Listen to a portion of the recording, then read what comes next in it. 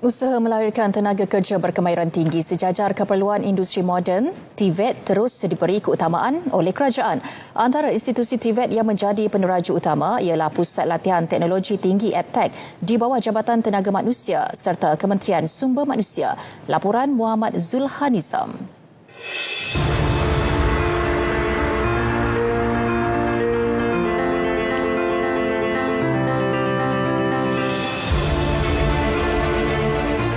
Bagi memperluas pendedahan masyarakat terhadap peluang dalam bidang TVET, EdTech Labuan turut menganjurkan pelbagai program terbuka seperti Carnival EdTech JTM Kampus Labuan 2025. Ia memberi ruang kepada orang ramai mengenali lebih dekat tentang program ditawarkan, termasuk demonstrasi kemahiran serta peluang kerjaya. Kita memang sentiasa mengadakan kerjasama dengan industri. Jadi daripada industri ini melalui kerjasama, pelajar-pelajar ini diberi pendedahan awal dengan latihan on industri dan seterusnya mereka ini kebiasaannya ditempatkan terus bekerja di mana pelajar menjalankan latihan industri. Itu yang menjaminkan peningkatan kepada kebolehpasaran pelajar-pelajar. Dengan dunia kerja yang semakin mengutamakan kemahiran teknikal dan praktikal, TVET kini dilihat bukan lagi sebagai pilihan kedua tetapi laluan utama ke arah kerjaya stabil, berpendapatan tinggi dan selari dengan revolusi industri 4.0. Kebolehpasaran graduan EdTech JTM Kampus Labuan ini menunjukkan tren yang sangat memberangsangkan dari tahun ke tahun.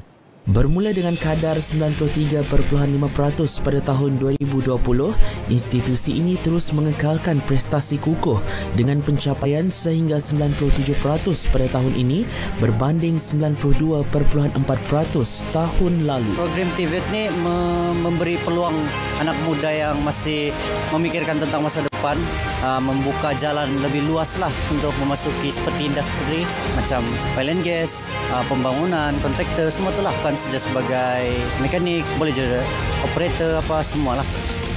So as a graduate from TVET, saya bersyukur sebab TVET banyak mengajar saya tentang disiplin, kerjasama dan kemahiran. Sampai sekarang ini saya dapat meneruskan apa yang saya pelajari di TVET. Belum ni lah. Kalau ada peluang, lebih baik anak muda di luar sana menceburi sebab TVET ni tidak rugi.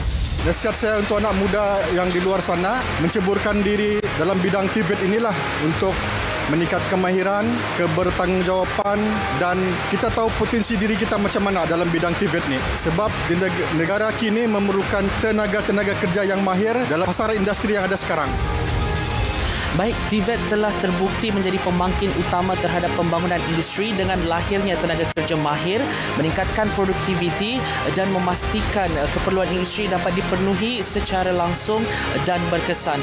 Dengan sokongan berterusan daripada pihak industri dan juga kerajaan, TVET akan terus memperkukuhkan daya saing negara ke arah ekonomi yang lebih mampan dan berinovasi. Laporan Muhammad Zulhanizam, Berita RTM.